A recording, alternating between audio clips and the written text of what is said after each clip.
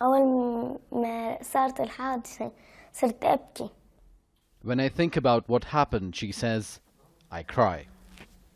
This is 8-year-old SHAHHD.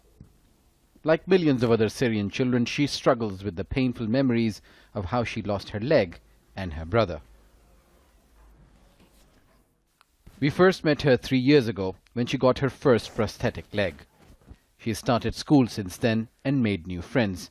But now she tells us she gets bullied as well for having an artificial leg and for being a foreigner.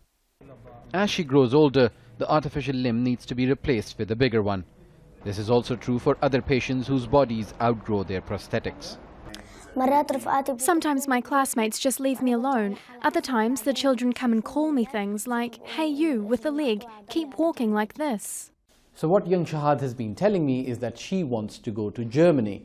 Her father tells me that their case has been pending with the authorities for the last 3 years.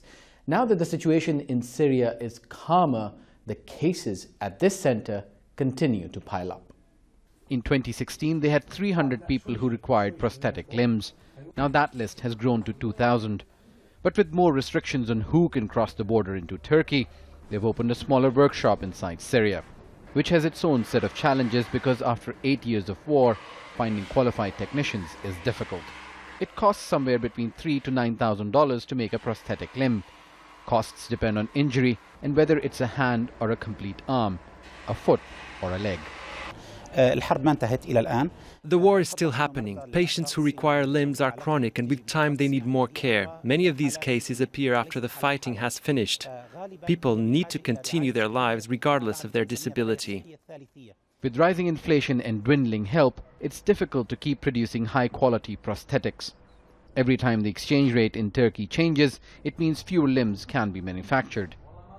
But for children like SHAHHD, donor fatigue, rising prices and border problems don't mean much. All she dreams of is to overcome what hinders her from being treated like all the other children in her school. Osama bin Javaid, Al Jazeera, Gaziantep.